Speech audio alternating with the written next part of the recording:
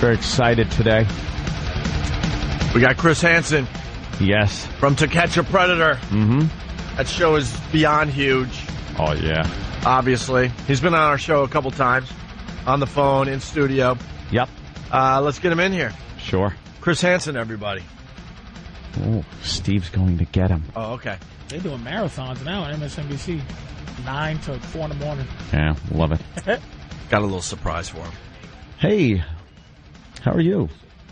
Good. Why don't you take a seat over there, Chris? Enjoying the cookies and lemonade?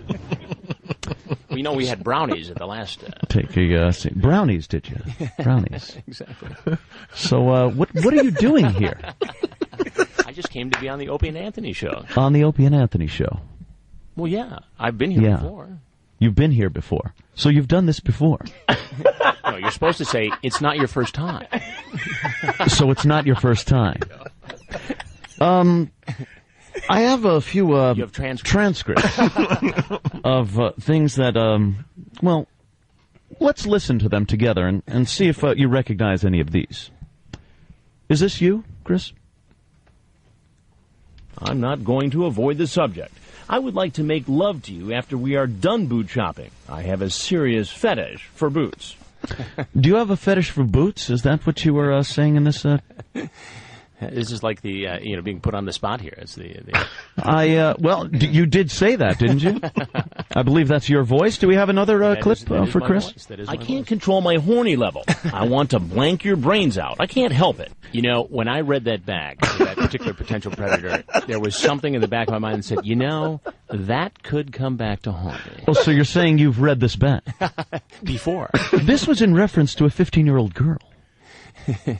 Well, it was. I think we have one more clip. Chris, is this you? Remember, sex is a little nasty. I don't want your dad to find stuff in his bed. Chris, you're a responsible journalist. And now you understand your life is ruined. I'd like to bring our camera crew out here. You do realize this is on video. You're supposed to say, there's something I've got to tell you. We're Opie and Anthony, and we're on 92.3 K-Rock. He invented this game. Yeah, but he's so damn good at it. Yeah, but he's sweating a little bit. Just a little bit. You can hear it. Early. We usually shoot these investigations at night. I have a whole day to prepare. I'm sorry, our camera crew's not as, big as yours. No. Exactly. I love when they come out with the booms, too. That's fantastic. Well, you got to hear everything. Well, Chris Hansen. Wait, can we play the last one? What is there more? Well, we had a whole bunch, but this one we just got to play. All right, let's hear this one. Creepy hearing Chris Hansen say this. You are ready to have my thang in your... Oh, jeez. Was that a black dude? Well, it was typed off as a thang. But I'm saying the way he had to add thang. Thang. Well, he's just reading the transcripts as they come out. Exactly. Yeah. It is what it is. His monotone... non-attached reading style left at the thang. You don't want to sound like it's tittillating. Baby. But here's the thing. A lot of times, I'm talking to these guys, and they're not very vocal, and sometimes the best way to get them to talk is to go back and read the transcripts. And I read them, verbatim. Right. And we try to balance, showing people what these guys are capable of doing and not trying to... Yeah, we get one of the black dudes, the soul shake. Like the extra black, like he was like, "What's up, man?" and gave you the thing. You just follow along with the. No, but I did in the last investigation. I did get a and you gave him a pound. This was the guy who was the fan of yours. Yeah, Hey, we've been playing. Wait a minute. I can turn this around. He invented it. I'm telling you, I've seen you walk past me before. I'll let this go so long. I'll flip this around. Wait a minute. We're still arguing the fact if this guy was an actual fan of our show. It's so true. We have a lot at stake here. Well, we think he might have been a casual listener. Casual? Oh, no. Oh, no.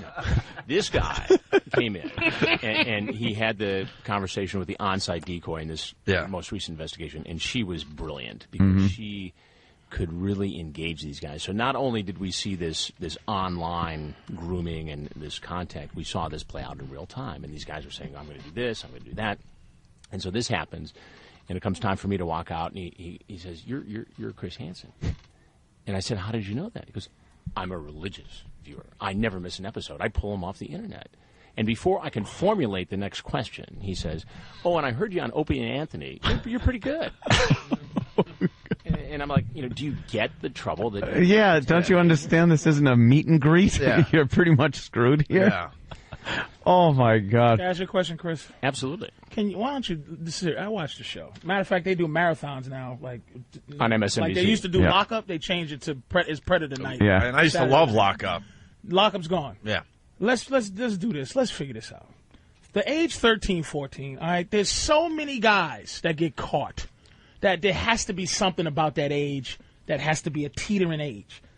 Can you lower the age to 9 so that it is exact? Are you Wait a minute. insane? So that you He's know, wearing a tie. because there's so many dudes that come in to this 13 is not stopping people. Patrice, that's supposed to show that there's a problem here. Yes. Not the fact But that you no, lower the age to get these to guys off say- the hook. No. Not to get them off the hook. See, I was with you if you said 15. Wait a but- minute. No. Jesus. Lower the age to 9. Let me make sure you understand this. He's in shock over there. Listen to this. Listen, I don't care if Chris is in shock. Listen to this. Stop being a journalist for a second. Clearly. Meaning the perverted justice people Right, the decoy. lower the decoy age to something fouler than 13. I Do you Most understand people what would I'm say saying? 13 is foul. Yeah. Don't Of try course to it is. back me Of into a course it is. corner. I'm not saying backing you into a corner. You gotta 13 explain a is little. an arguable age. I'm going to tell you why. I talked to my girlfriend the other day. I said, when did you have sex? She said 13 is when I first had sex with a 17-year-old guy. I said, did you feel like you were raped? Did you feel like you was taken advantage of? She said, no, I wanted to have sex. So I'm saying there's a few 13-year-olds that are having sex, I think not under the coercion. Yeah, but they don't want with 30-year-old guys and but stuff. make the age 9 so you go, because Well, I people think- are going 14. But people are saying, to Chris, 13. Chris, The let law is Chris the law. answer. The law Yeah, is he's the the law. expert. And the reality is this, and I understand your point, but I think from the decoy's point of view, when perverted justice does this, they try to set up the most realistic scenario. And you would see most often, I think, a scenario where a 13 or 14-year-old could conceivably be home alone, where perhaps a 9-year-old may not be.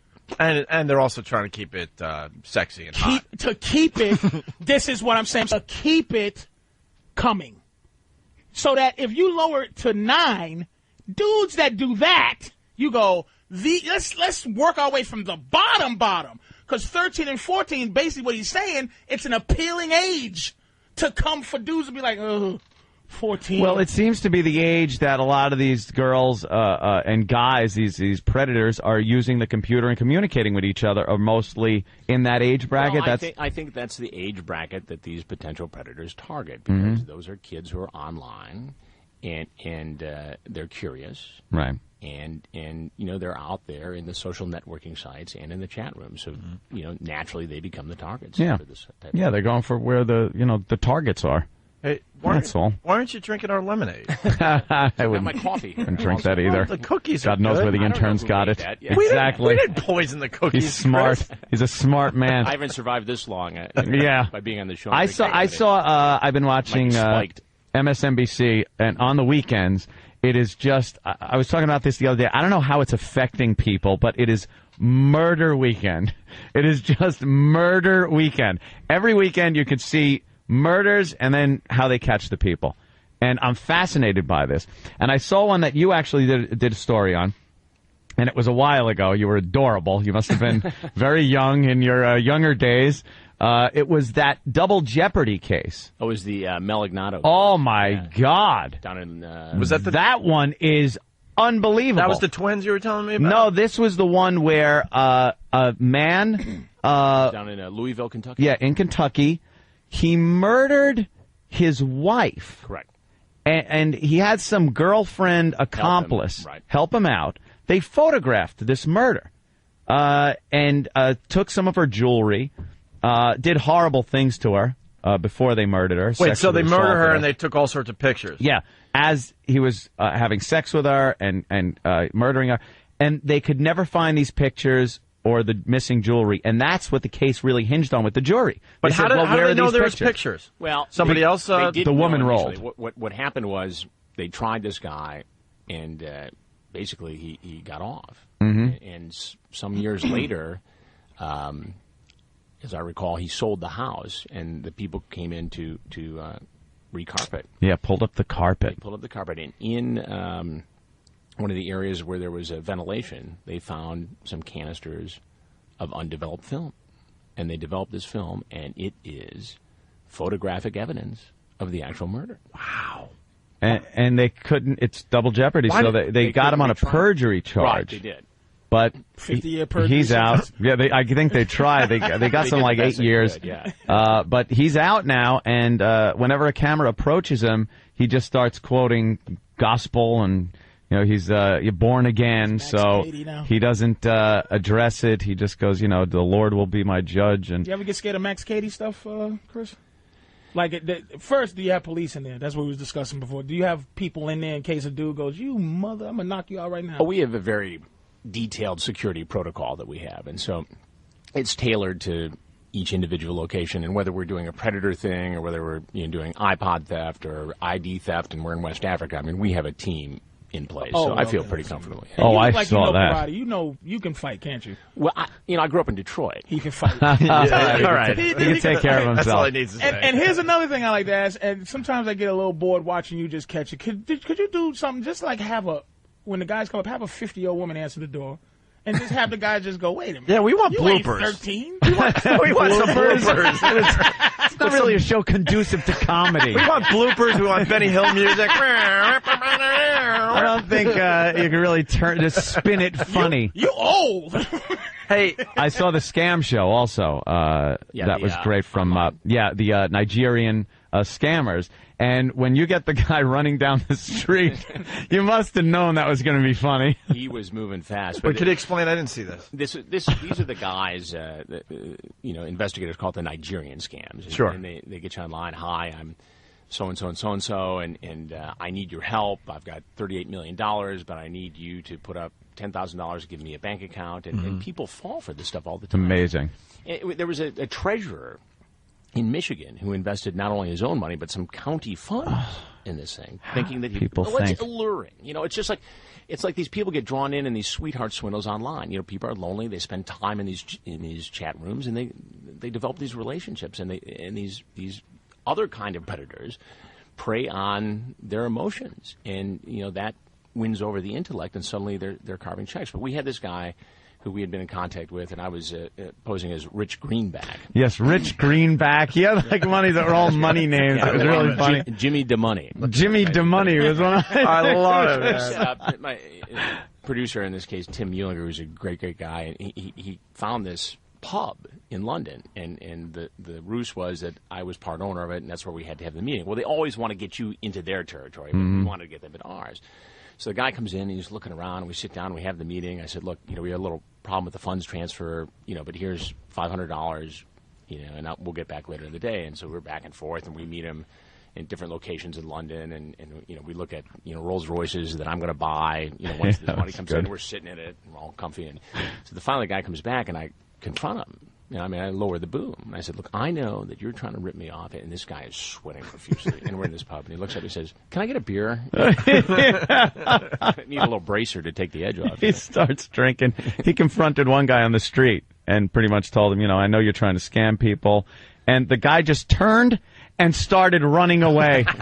And you're just standing in the street going, excuse me, you want to talk? But you feel like running can make anything go away. Yeah. If you run fast And the best enough. part is how you ask him, could I have my $500 back? Yeah. And the guy goes, yeah, actually gives him the $500 Yeah, the back. finance people were so happy because I got this the money back each time. Yeah, it was great. Are you at the top of what you do in the news world, is it more prestigious to be Bill O'Reilly, be you, be Well, it's just different. Oberman or something? It's just different. I've always enjoyed investigative reporting. When I was 14 years old, I lived a mile away from the restaurant where Jimmy Hoffa was kidnapped, and I became enthralled with this whole story. And I saw the network show up, and the FBI was there, and it just, I got bit by the bug then. So I've always enjoyed this sort of reporting. If they offered you Stone Phillips' job, would that be something you go, "Woo, I would love to do that," or you'd be like, "I'd rather stay doing what I'm doing"? It's not going to say no. I've got a great gig, to be honest with you, and they let me do the kinds of stories I like to do. And one of the things that has come out of the Predator investigations is it has been a reminder that this kind of enterprise reporting, this kind of impact journalism, is not only something that people are interested in, that people watch, but it makes a difference. It creates a dialogue. It raises awareness. And it's, quite frankly, engaging for me. It's interesting. I love going to work. I love, who gets to go on a plane and go to West Africa and track down some ID thieves? Who gets to do that? Right. It's got to be like, even though you're doing something for the greater good, let's say, getting these people off the streets, it's got to feel good personally at a personal, just a basic human level, where you go, I'd love to get my hands on this guy that's doing this. Like when I read those scam emails, right, I want to write back and just go, who do you think you're kidding? I'm insulted that you sent me this. Right, that you exactly. think I'm so stupid. And you get to confront these guys, and above and beyond that, I work with some really smart, talented people. I mean, the producers with whom I work get it on every level, and they're not only bright journalists, they're good pals, and so I have it pretty good. Why is the show so popular, do you think? To Catch a Predator? Yeah. It's a combination of things. It's this knowledge that these guys are out there, and most people only see it on this anonymous, nameless, faceless genre, where it's just text.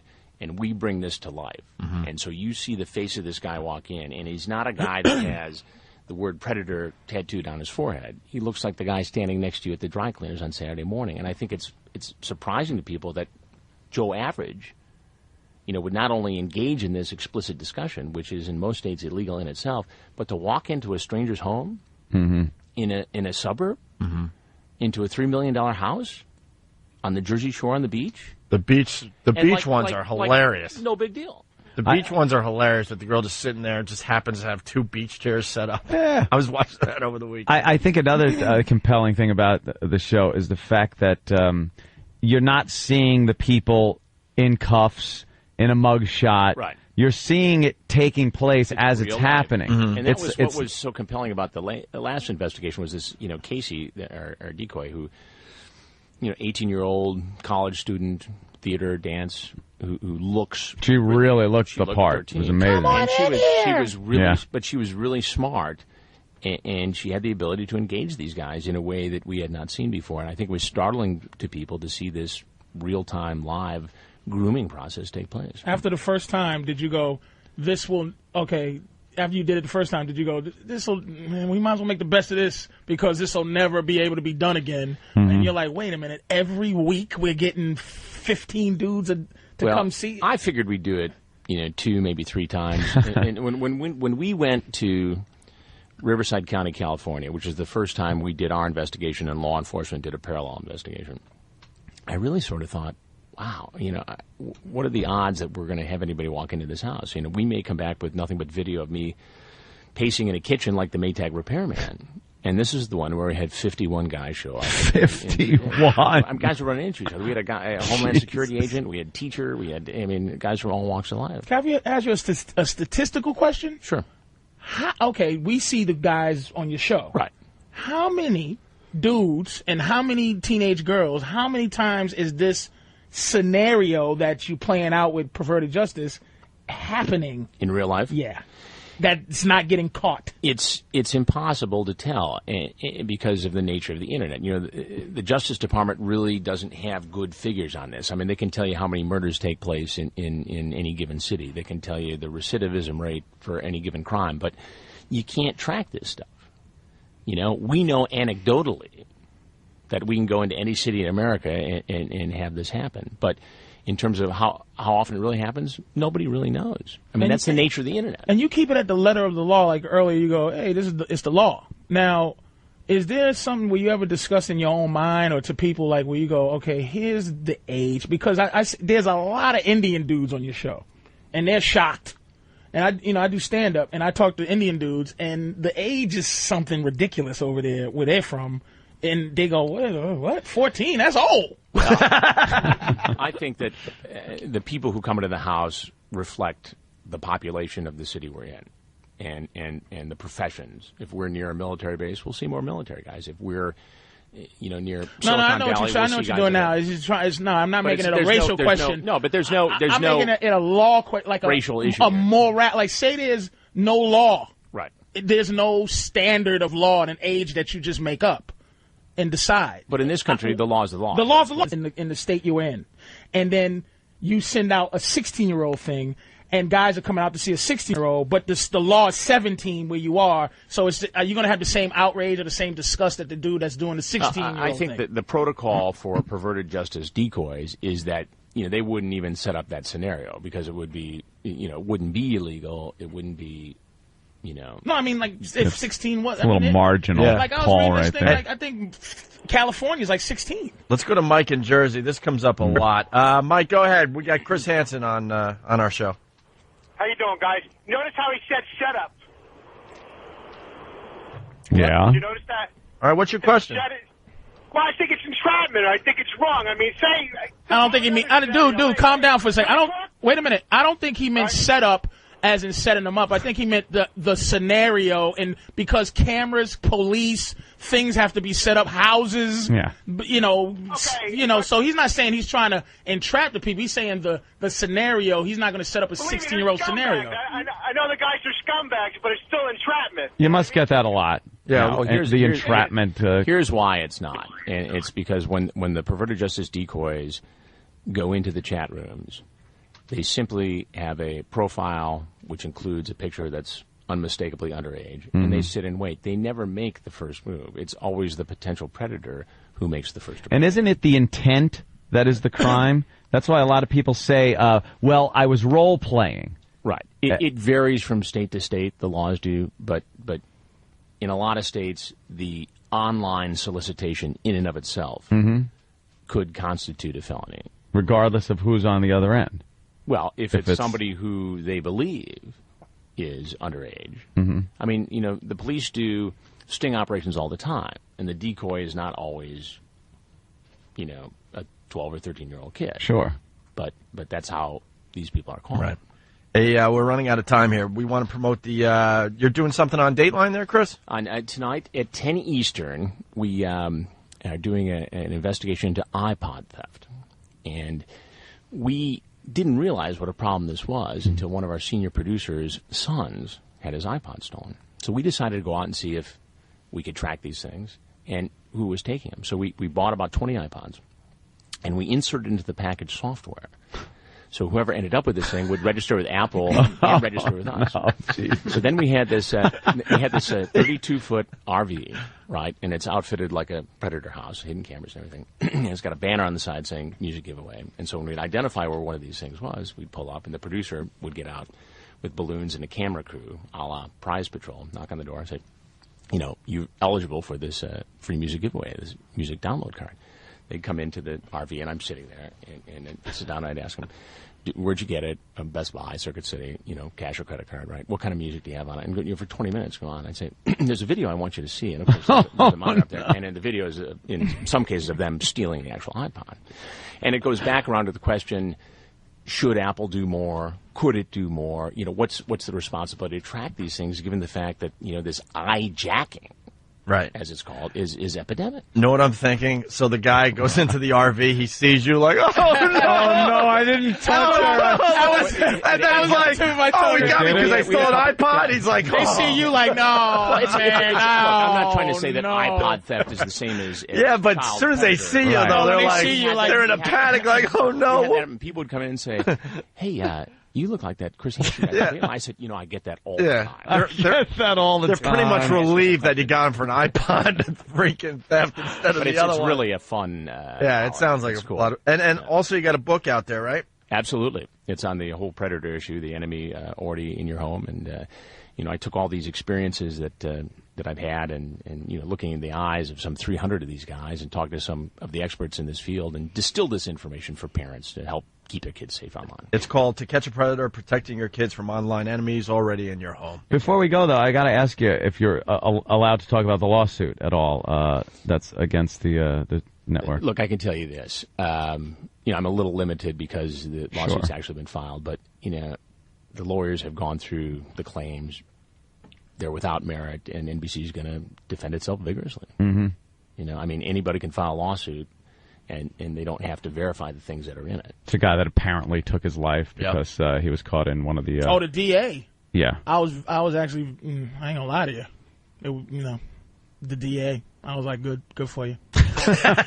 Because he was one of the dudes that helped set up the whole thing, supposedly. Well, it is kind of ironic, isn't family, it? Right? Yeah. All right, listen, we got a break. We're running out of show here. Chris Hansen, it's always a pleasure. Guys, thanks for having me. I always a appreciate pleasure, man. I'm really mad you didn't drink any of our lemonade or even try the got me cookies. some coffee. You got the coffee, though. Shape, yeah. Tonight, it's on Dateline. Chris tracks down stolen iPods and confronts the thieves in a hidden camera investigation. 10 o'clock tonight on NBC. Well, Chris, now you're free to go. I think what's waiting for you outside. Thanks so much, man. Always a pleasure having you on, man. I appreciate it. All right, we'll wrap up the show next. It's Opie and